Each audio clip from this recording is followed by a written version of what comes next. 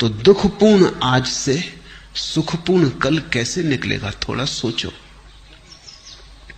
आज कहीं आकाश से थोड़ी आया है, तुम्हारे भीतर से आया है।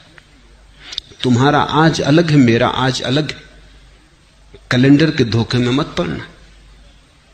कैलेंडर पर तो तुम्हारा भी आज वही नाम रखता है, मेरा आज भी वही नाम रखता है, लेकिन यहां तुम जितने लोग बैठे हो इतने ही आज हैं।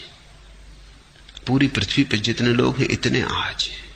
और अगर तुम पशु पक्षियों और पौधों को भी गिनो तो उतनी ही संख्या है। कैलेंडर बिल्कुल झूठ है। उससे ऐसा लगता है एक ही दिन है सबका। रविवार तो सभी का रविवार जरूरी नहीं है। किसी की जिंदगी में सूरज उगा हो तो रविवार, और किसी की जिंदगी में अंधेरा हो तो कैसा रविवार।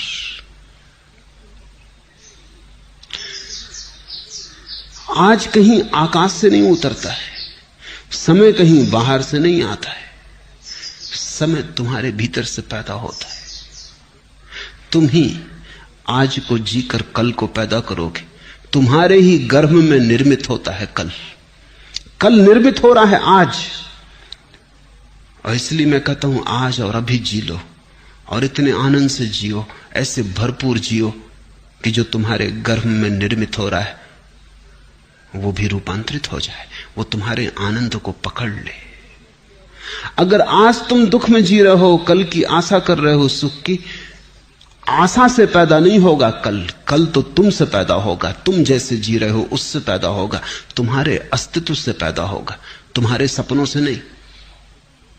समझो, एक मां बीमार है और उसके गर्भ में एक बेटा है और रुग्ण है और शरीर जराजीर्ण है। बेटा तो इस जराजीर्ण रुग्ण शरीर से पैदा होगा। मां चाहे सपने कितनी देखती हो कि बेटा बड़ा स्वस्थ होगा, महावीर जैसा स्वस्थ होगा, इससे कुछ हल नहीं होने वाला। इस सपने से बेटा पैदा नहीं होने वाला। बेटा तो सच्चाई से पैदा होगा।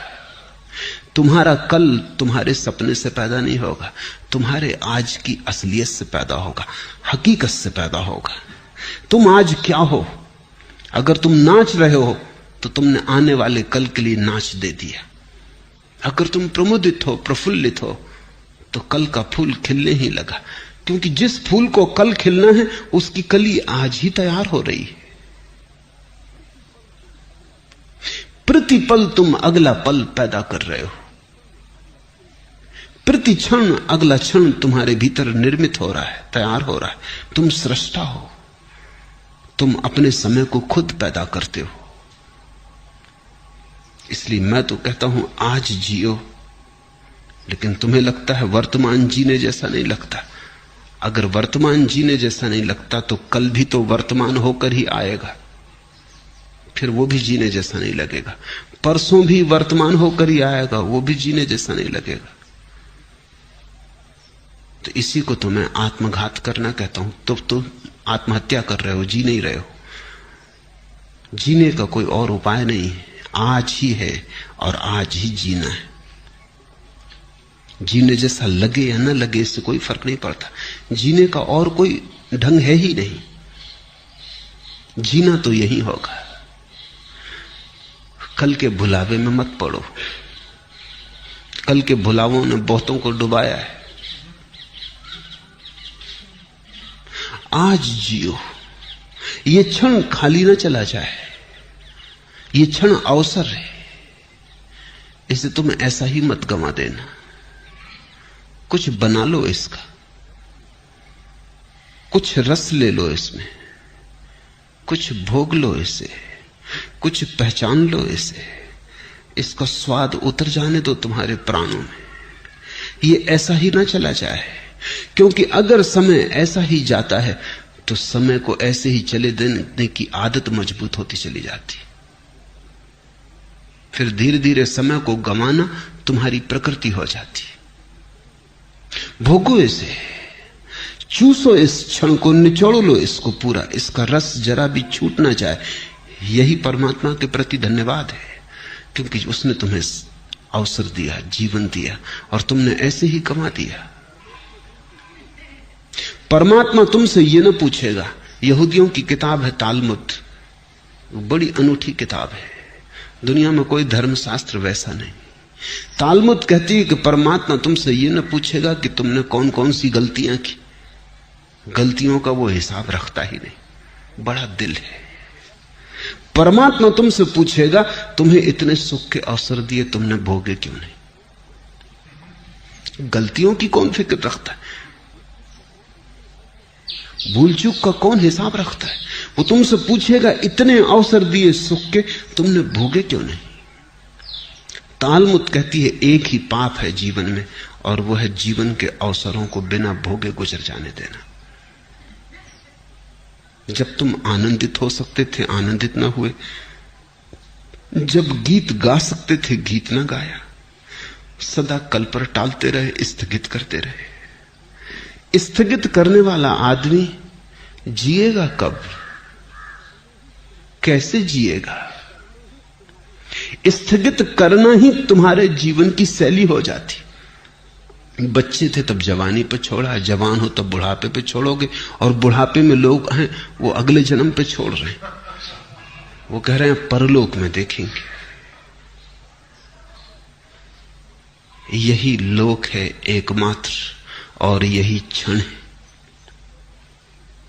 सत्य का, यही क्षण है, बाकी सब झूठ है, मन का जाल है। लेकिन अगर तुम्हें अच्छा लगता है, तुम्हारी मर्जी। तुम्हें अच्छा लगता हो तो मैं कौन हूं बाधा देने वाला? तुम सपने देखो, कभी ना कभी तुम जागोगे, तब रोओगे, पछताओगे, तब तुम पछताओगे कि इतना समय यूं ही गंवाया। और ध्यान रखना, जीवन में जितना दुख भर लोगे, जितने आंसू घने कर लोगे, जितना पछतावा हो जाएगा, उतना ही कठिन हो जाता है रोकना फिर दुख को, आंसुओं को। कभी तुमने ख्याल किया, हंसी तो एकदम रुक जाती, रोना एकदम नहीं रुकता। तुम हंस रहे हो एकदम रुक सकते हो, रोना एकदम नहीं रुकता। थमते थमते थमेंगे आंसू। रोना है कुछ, हंसी नहीं। दुख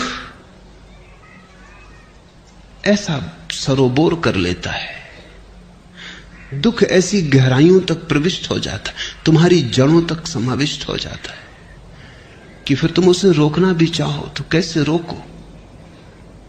थमते थमते थमेंगे आंसू। रोना है कुछ, हंसी नहीं है। ये कोई मजाक नहीं है कि रो लिए और रोक लिए, ये कोई हंसी नहीं है कि हंस लिए और रोक लिए। हंसी तो तुम्हारी ऊपर ऊपर होती, रुक जाती, रोना बहुत गहरे चला जाता है। रोना तुम्हारे जीवन में सब तरफ भर जाता है। और रोज रोज अगर तुम रोने को इस तरह संभालते गए और जीने को कल पे टालते गए, तुमने कहा हंसेंगे कल, रोएंगे आज, और तुम जो दलील दे रहे हो वो दलील ये है कि अपना वर्तमान तो सुखद मालूम नहीं पड़ता, इसलिए सुखद सपने देखेंगे। सुखद वर्तमान क्यों नहीं है ये पूछो। इसलिए नहीं है कि कल भी तुमने सपने देखे थे आज के, और कल का दिन गंवा दिया जिसमें आज सुखद हो सकता था, जिसमें आज की आधारशिला रखी जा सकती थी।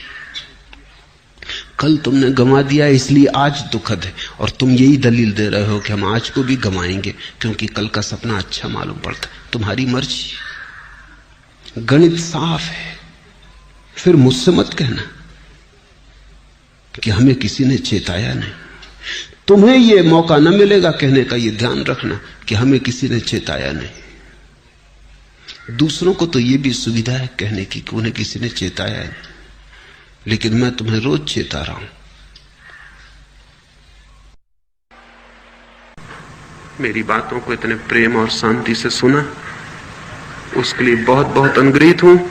और अंत में सबके भीतर बैठे परमात्मा को प्रणाम करता हूं। मेरे प्रणाम स्वीकार।